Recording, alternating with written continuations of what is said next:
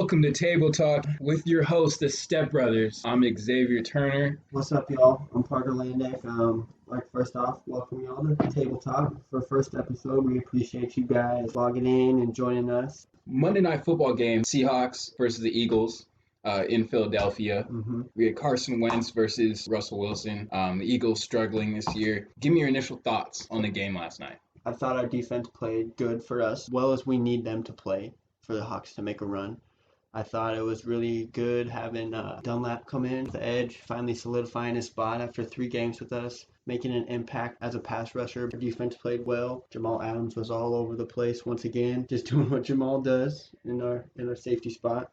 Our offense didn't look too great. There was times where we were sluggish out there and kind of just going through the motions. What do you think's the problem there? I mean, there's going to be times throughout the game where you're just going to have lows, no matter who you're playing. If you're playing the 0-11 Jets or the 10-0 Steelers, you're going to have drives where you look good, where things click, and then you're also going to have drives where they don't click. I mean, the players on the other side of the ball are pros too. Right. So, I mean, you got to give and take both ways, especially going down, getting DK involved, and got Carson back, running the ball good. It was really, really fun to watch. Awesome. Yeah. The guy that jumped out for me, I want you to give your player of the game too. Yeah. The guy that jumped out for me was Jamal Adams. Mm-hmm. He really turned it on there. He had 9 total tackles, 6 solo tackles. The solo tackles are hard. You got no one helping you. Just go up, make a play. Like I said, on another pro. He had the 1 sack. He had 1 tackle for a loss. So he was always in the backfield. And he had 2 QB hits on Carson Wentz as well, disrupting things. He has kind of the delayed blitz off the edge. Yeah, which is one of his strengths for sure, coming up the middle on a delayed blitz. Right. He's practically just another linebacker out there playing the strong safety spot. My player of the game was DK Metcalf. It was nice to see him come alive, accounting for 10 receptions on 13 targets for 177 yards. That included a 52-yard bomb to him early in the second quarter, and that set up a touchdown pass from Russ to David Moore. 3 catches for -6 yards. -6 yards. And a touchdown, but he's just doing his thing. My player of the game was DK for sure. It was nice to get him involved. Once again, he took a couple vicious hits early, but I think the defense got more of the bruising on that. He just got up and did DK. Too strong for anybody out there. So and that, to me, fits DK's game.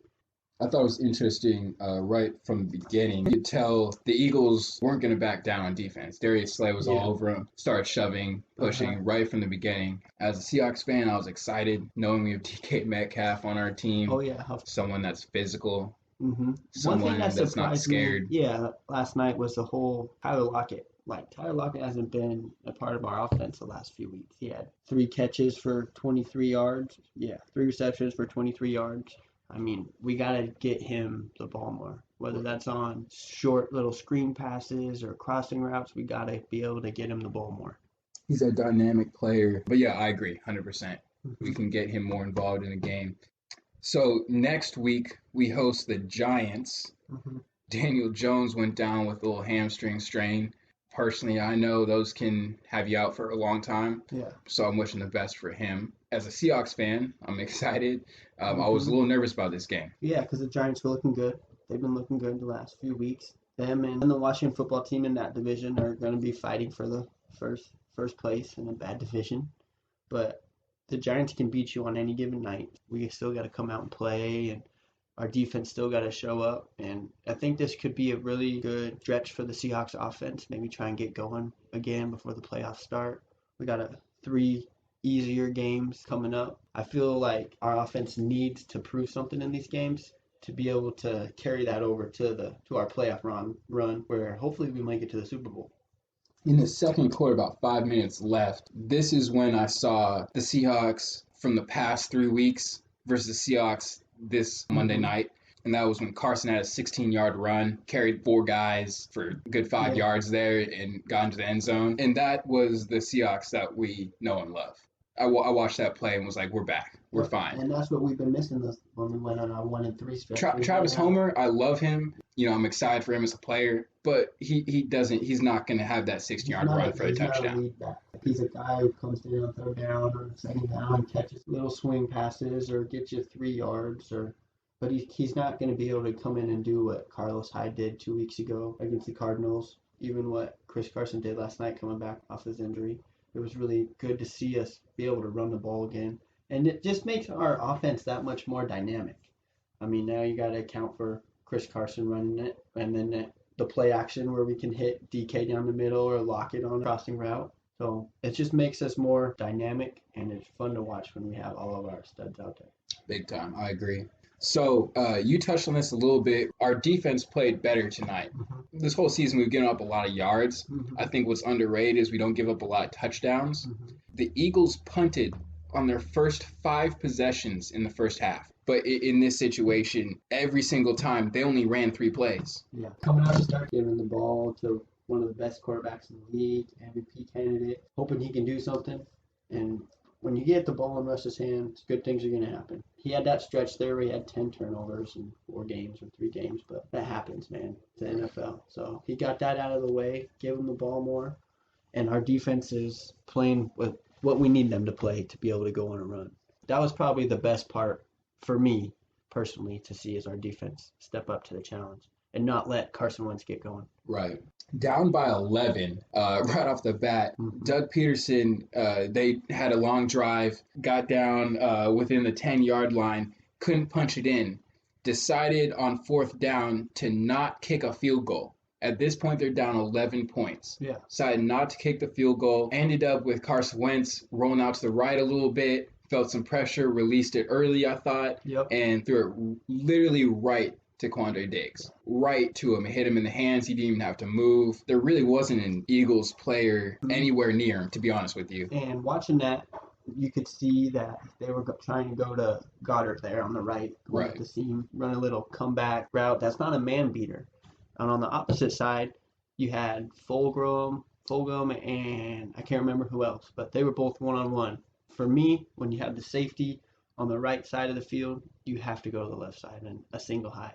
And that's what Carson Wentz has been doing all year. Especially in the red zone. Yeah, he hasn't been reading it. I feel like that's an easy read. Go away from the safety. Is it on Carson Wentz there, or are you trying to take the 3 points if you're Doug Peterson? You have to take the 3 points. You're the Eagles. You're only down 11. You're the Eagles. Yeah, you have to take the 3 You're only points. down 11. You have to take the 3. Yeah, so I think with Doug Peterson, he is trying to make things happen. I feel like with Carson Wentz, they're saying he is trying to do too much with the football. And I feel like that is the same with Doug Peterson in some situations. And I felt that at that time in the game. He was trying to make something happen, give him a spark. And that's fine because you have to do that in situations. But for there, I think take the 3 points. Yeah, you got to know when to be aggressive like that. And then you got to know when to be able to take the 3 points. Just like when the Seahawks got stopped on 4th and 2. And we elected to go for it instead of kicking the field goal and go up 3-0. To me, we got to take the points. Take the points when they're there. Get a lead. Whether that lead is 3-0 or 10-0, it's still a lead, and that's putting pressure on the other offense. And that's the thing. Your game plan has to change. Yeah. Because you might not be able to run the ball as much as you wanted to before. Also, touched on this a little bit. Russell Wilson, 22 for 31, 230 yards. A touchdown, get this, no turnovers. Yeah, that's perfect. 22 of 31, 230 yards, and a touchdown. Sufficient. We don't need him to go what he's been doing and let Russ cook. We need to be able to just let Russ manage. Right. So he doesn't need to go out there and try and win the game every throw. He has to know that we have a running game and he can just play within the game. Russ Wilson is 6-0 against the Eagles. They did win the Super Bowl not too long ago.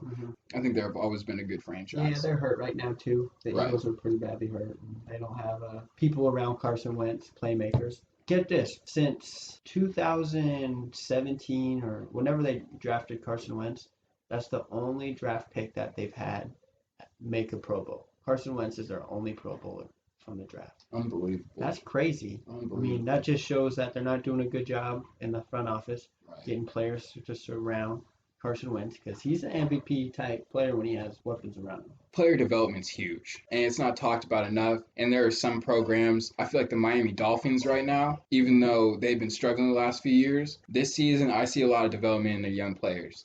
And that's something that the Seahawks have always been good at, to this day are good at. Yeah. Let me get your take on something real quick. I think it was in the third quarter. It came out of halftime. The Eagles did, and we got the ball. We went 3-and-out, and then they had Jalen Hurts in there to start off the series. Jalen Hurts went first down, second down, completed an 8-yard pass, got it to 3rd and 2, and then they bring Carson Wentz in to go 3rd and 2, and he ended up getting sacked. Right. I mean, what kind of confidence is that showing in you that you have in Carson Wentz's ability? What does that mix up in the locker room? Like, are we riding with this guy?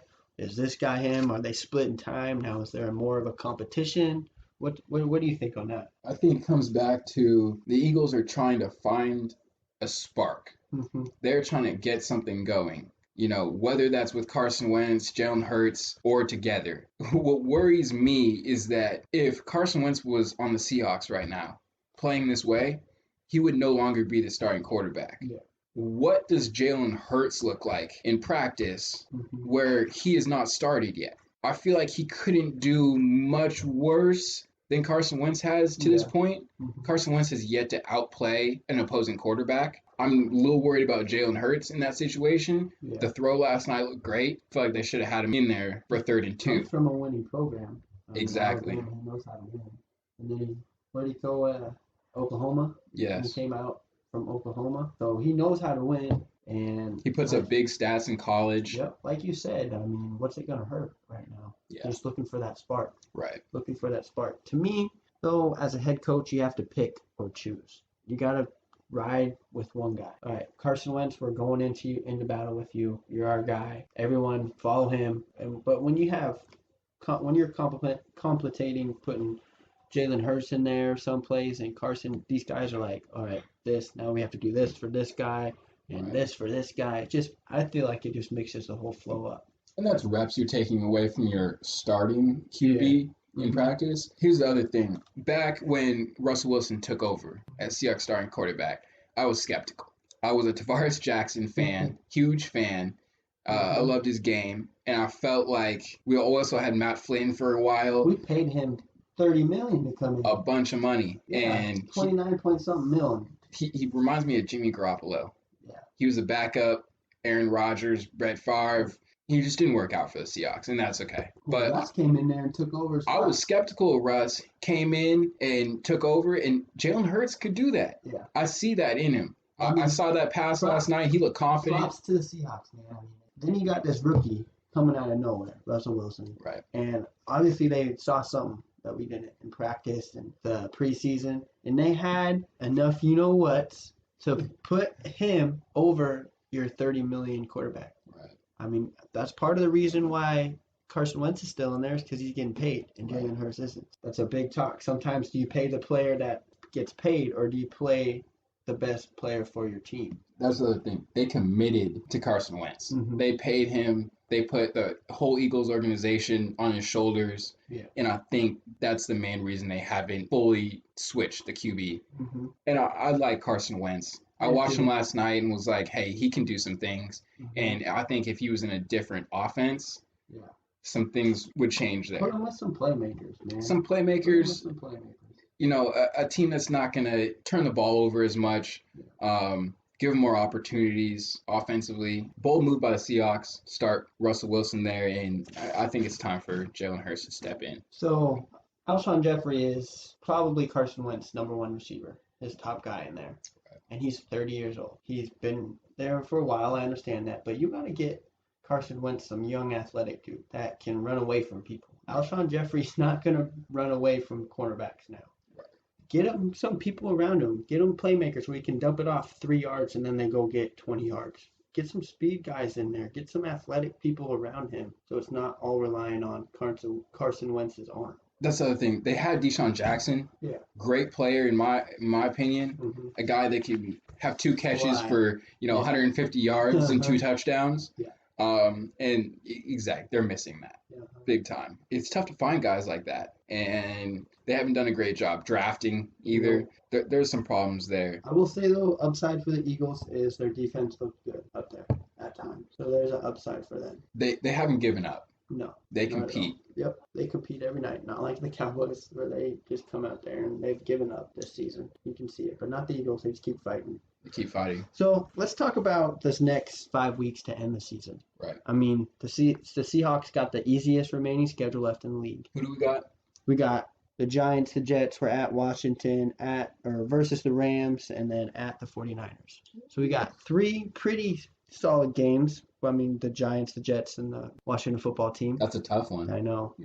That's my sleeper. I feel like that's the one that the Seahawks could lose. I'm predicting the Hawks to go 4-1 in these last 5 games. We're going to beat the Rams because we need to. We lost to them last time. We're going to beat the 49ers. But to me, the Washington football team is playing good. They got Alex Smith, who's going to keep getting better and more comfortable in there with this gruesome leg injury.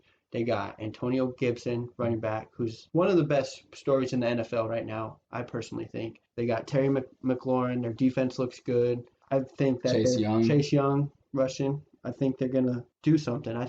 They're my pick to win that division is the Washington football team. I agree. What's for me the last game against the 49ers, I feel like we could drop that game. Mm-hmm. I'm always going to pick the Seahawks to win. I feel like one of these last games we might slip up a little bit, and I feel like it's going to be the last game against the 49ers. Yeah. They're kind of out of it at this point, so last game might be a slip up. So you think they'll go 4-1 too? I think 4-1. Yeah. So I'm having us at 12-4 going in the playoffs. I think the Saints are going to slip up a little, and we're going to get the number 1 seed. Going into the playoffs, home field advantage, what are you thinking on that? Because there's not fans. Yeah. It's not packed. The Saints need that home field advantage. Yeah. How much does that play a factor? Plays a big factor. And I mean, now there's no really home field advantage in the playoffs. But, I mean, these teams still have to travel. The other team's stadium. They still have to sleep in wherever they sleep, hotels, whatever. Mm-hmm. And so it's still an away game. There's definitely going to be better communication out there. The quarterback will be able to be heard. The coaches will be able to be heard with no fans. So to me, I don't think a home field advantage is going to play that big of a part in the playoff run. Whoever it is